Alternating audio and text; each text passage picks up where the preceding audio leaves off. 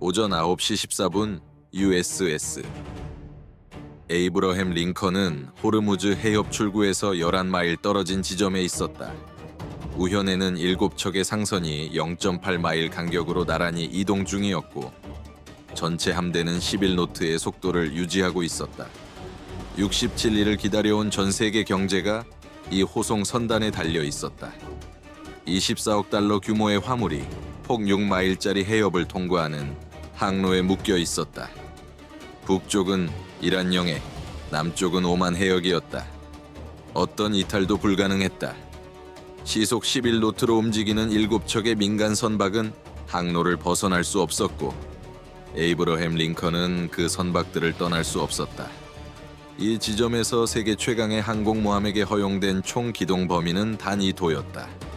선체가 이란 영해에 진입하기 전까지 좌현으로 이도. 이전의 모든 교전에서 이 함을 구해온 모든 긴급 전환 기동은 이 도 이상을 필요로 했다. 이라는 이 사실을 알고 있었다. 이란은 11일 동안 이 호송 선단의 접근을 지켜보았고 바로 이 위치를 선택했다. 해협의 이 특정 마일, 이 특정 수로폭, 호송 선단이 항로에 묶이고 항공모함이 함정에 갇히는 이 특정 순간을 골라 남은 모든 전력을 발사했다. 오전 9시 14분 6초 방위 047 방향에서 레이더의 접촉이 나타났다. 오전 9시 14분 0초 방위 031 방향에서 또 다른 접촉이 포착되었다. 미사일이 아니었다. 드론이었다. 거리 14마일, 도달까지 11분. 오전 9시 14분 선체 장착 소나가 호송 항로 바로 아래에서 2건의 발사 신호를 감지했다. 세 방향에서 동시에 3가지 위협이 시작되었다. 미사일은 4분 후 도달, 드론은 미사일 이후 7분. 어뢰는 이미 우현 0.8마일에 있는 초대형 유조선과 컨테이너선을 향해 달리고 있었다. 화력 통제 시스템이 방위 047 방향에서 날아오는 6개의 탄도 접촉에 대한 해법을 구축하기 시작했다. 깔끔한 궤적, 표준 프로파일, 에이브러햄 링컨이 이전에 격퇴한 것과 동일한 미사일이었다. 단, 구축 중인 해법들은 충분한 기동 공간이 있는 개방 수역에서의 편대를 가정하고 있었다. 이 편대에는 이 도밖에 없었다. 해법들은 이동할 수 있는 함선을 위해 계산되고 있었다. 이 함선은 이동할 수 없었다. 소피아 레이스 중령은 11초 만에 그것을 파악했다.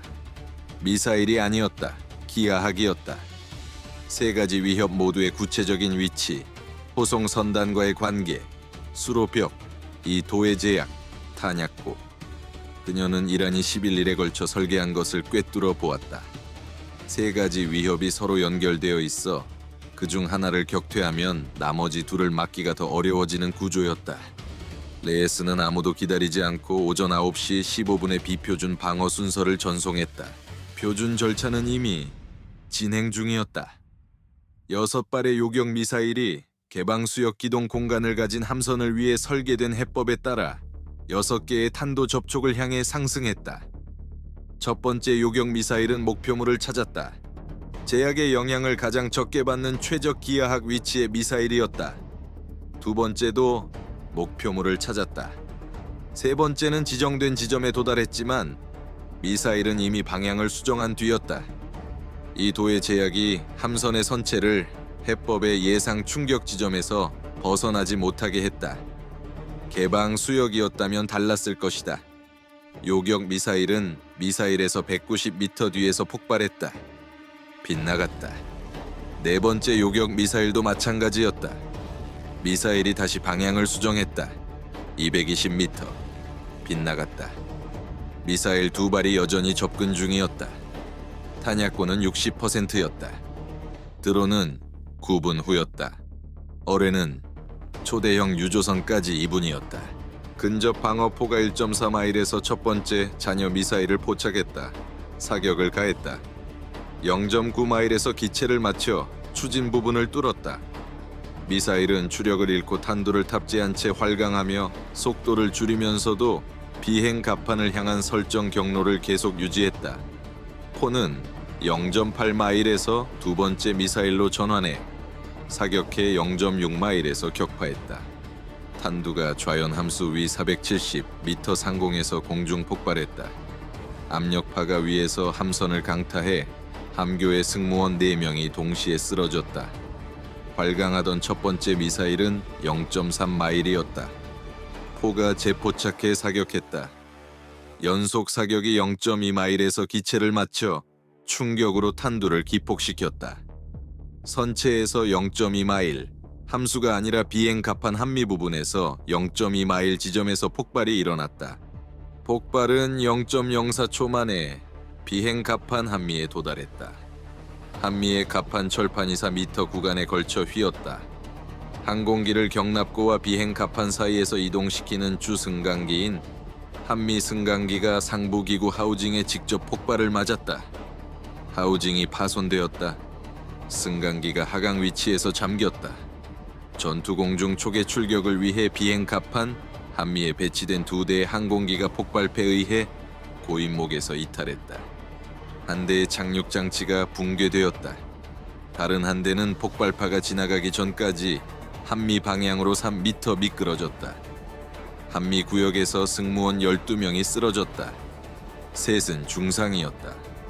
파손된 기구에서 흘러나온 유압유가 폭발열을 받은 금속과 접촉하며 점화되어 한미 승강기 하우징에 화재가 발생했다.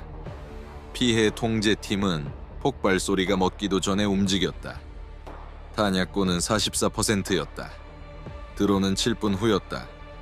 어뢰는 초대형 유조선까지 90초였고 호송 선단까지는 9.6마일이었다. 오전 9시부터 공중에 떠있던 2대의 헬리콥터는 소나가 발사 신호를 감지하는 순간 잠수함 위치로 방향을 틀었다. 레이에스는 오전 9시 5분부터 두 가디르급 접촉 모두를 수동으로 추적해온 소나 데이터에서 도출한 좌표를 오전 9시 15분에 비표준 순서의 일부로 전송했다. 헬리콥터들은 투하 위치까지 2분 14초 거리였다. 어뢰는 초대형 유조선까지 90초였다. 레이에스가 오전 9시 15분에 초대형 유조선에 긴급 전환 명령을 전송했다. 초대형 유조선의 함교가 이를 수신하고 전환을 시작한 것은 31초 후였다. 교육은 받았지만 실전에서 한 번도 실행해 본 적 없는 군사 명령을 받는 민간 선원의 31초. 이란 영해가 북쪽으로 3마일밖에 안 되는 폭6마일의 수로에서 200만 배럴의 원유를 싣고 최대 타각으로 선회하는 초대형 유조선의 31초. 어뢰는 오전 9시 16분 44초에 초대형 유조선의 원래 위치에 도달했다. 유조선은 그 위치에서 160m 벗어나 있었다. 두 어로에 모두 선미에서 160m 지점을 통과했다. 유도 와이어는 11초 전에 끊겼는데 헬리콥터들이 가디르급 잠수함 위치에 무기를 투하해 두 잠수함이 오전 9시 16분 33초의 존재를 멈추었기 때문이었다. 컨테이너선에 대한 전환 명령도 동시에 내려졌고 22초 후에 실행되었다. 컨테이너선을 향하던 두 어로에 모두 함수에서 140m 전방을 통과했다. 호송 선단은 안전했다. 항공모함에서는 승무원 12명이 쓰러진 상태였다. 한미 승강기가 파괴되었다. 한미에 화재가 발생했다. 드론은 5분 후였다. 탄약고는 44%였다. 수로벽은 여전히 남북으로 3마일이었다. 호송 선단까지는 9.1마일이었다. 방위 031 방향에서 40대의 드론이 오전 9시 21분에 이란 능선을 넘어 나타났다. 레이더에 처음 포착되었을 때는 14마일 거리였고 이제는 8마일 이내로 들어왔다. 접근하는 동안 적어도 지형 차폐로 숨어 있다가 개방 수역으로 나오며 처음으로 에이브러햄 링컨의 전체 레이더 범위에 노출되었다.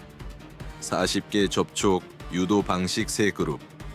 레이에스의 비표준 순서는 처음 나타난 후 7분 동안 수동으로 수집한 드론 신호 특성을 기반으로 3가지 모드를 고려했다. 22개 접촉이 주파수 재민계 반응했다. 11개가 보조 주파수에 반응했다. 7개는 어느 것에도 반응하지 않았다. 근접 방어포는 44%의 탄약으로 재민기 불가능한 7개의 접촉을 먼저 교전했다. 레이에스의 순서는 재민 가능한 33개 중 일부가 통과하더라도 그 무엇으로도 막을 수 없는 7개를 포가 처리하도록 제밍 불가 위협을 우선시했다. 포는 외부 교전 구역에서 제밍 불가 드론 7개 중 4개를 격파했다. 5번째 드론이 종말 급강화를 실행했다. 1.4초 만에 60m에서 9m로 고도를 낮췄다. 표적 레이더가 전환 과정에서 접촉을 잃었다가 재포착했다. 연속 사격이 11m 차이로 빗나갔다. 5번째 드론이 0.4마일에서 계속 접근했다. 6번째와 7번째 제밍 불가 드론이 0.6마일에서 격파되었다. 탄약고는 31%였다. 5번째 드론이 0.2마일이었다. 포가 0.1마일에서 이 접촉의 마지막 연속 사격을 가했다.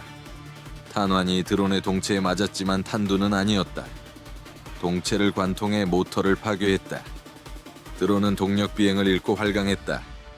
폭발 장치는 여전히 온전한 채로 0.1마일에서 관성만으로 함교 좌연을 향해 계속 이동했다. 드론은 오전 9시 24분 11초에 함교 좌연에 충돌했다. 폭발 장치가 함교 2층 외장 철판에서 폭발했다. 그 층의 통신 장비가 파괴되었다. 안테나 배열 하나가 함교 상단에서 뜯겨나갔다. 충돌 순간 통신 공간에 있던 승무원 4명 중 2이 폭발로 쓰러졌고 1명은 중상이었다. 제밍 가능한 33개의 접촉 중 19개는 빗나갔다. 유도 장치가 완전히 불능 상태가 되었다. 11개는 제밍을 부분적으로 뚫고 기능이 저하되었지만 여전히 작동하는 유도 장치로 종말 구역에 진입했다. 근접 방어포가 31%의 탄약으로 11개 모두와 교전의 8개를 격파했다. 3개가 최종 교전 범위를 빠져나갔다. 하나는 유도 장치가 마지막 순간에 완전히 오작동하며 선체에서 40m 앞 해수면에 충돌했다. 하나는 제19 격실 아래 선체 수선 철판에 폭발해 0.3m의 선체 균열을 일으켰고 단두 파편이 떨어지기 전에 침수가 시작되었다. 하나는 비행 갑판 전방 구역에 충돌해 갑판 철판에서 폭발했다. 비행 갑판 전방 충격과 수선 균열, 두 충격과 압력파로 추가로 승무원 4명이 쓰러졌다. 총 부상자는 17명, 셋은 중상이었다. 제19 격실 아래 선체 균열의 침수는 8분 31초 만에 통제되고 격리되었다. 한미 화재는 여전히 타고 있었다. 비행 갑판 전방기 피격되었다. 함교가 피격되었다. 안테나 배열 하나가 기능을 잃었다. 탄약고는 4%였다. 오전 9시 26분에 에이브러햄 링컨 여전히 해협 안에 있었다. 여전히 호송 선단과 이란 해안선 사이에 있었다. 여전히 11노트로 이동 중이었다. 해협에 진입한 이후 유지해온 속도, 마지막 선박이 출구 지점을 통과할 때까지 유지할 속도, 호송 선단까지는 7.3마일이었다. 에이브러햄 링컨은 39분을 더 그 위치를 지켰다. 수로벽은 남북으로 3마일, 우연 0.8마일의 호송 선단. 한미 화재는 첫 번째 미사일이 명중한 지 30분 후인 오전 9시 44분에 진화되었다. 선체 균열은 격리되어 유지되었다. 함교 통신 공간은 기능을 잃었다. 한미 승강기는 잠긴 상태였다. 비행 갑판 전방 구역은 손상을 입었다. 마지막 상선이 오전 10시 8분에 출구 지점을 통과했다. 에이브러햄 링컨은 오전 10시 9분에 해협을 빠져나갔다. 교전 전반에 걸쳐 수집된 모든 표적 해법, 코르무샤르사 발사 위치 6곳, 샤헤드 드론 발사 위치, 확인 격파된 가디르급 잠수함 위치 2곳, 레이스가 교전 중 신호 수집으로 8m 이내로 위치를 특정한 조정 시설이 오전 10시 11분에 공격을 받았다. 오전 11시 4분까지 모든 위치가 존재를 멈추었다. 부상자 17명, 한미 승강기 파괴, 선체 균열 격리, 비행 갑판 전방 손상, 함교 피격, 안테나 하나 기능 상실. 그래도 호송 선단은 통과했다. 이라는 해협을 선택했다. 에이브러햄 링컨이 이전의 모든 교전에서 자신을 구해온 단 하나를 제거하기 위해서였다. 기하학을 불가능하게 만들기 위한 이 도의 기동 공간은 6발 대신 3발의 미사일 회피로 이어졌다. 변대를 가두기 위한 수로 벽은 레이스의 비표준 순서가 어뢰가 초대형 유조선에 도달하기 44초 전에 두 헬리콥터를 두 잠수함에 정확히 유도할 수 있는 특정 기하학을 만들어냈다. 함정이 바로 그 위치였다. 그리고 바로 그 위치가 호송 선단을 구했다.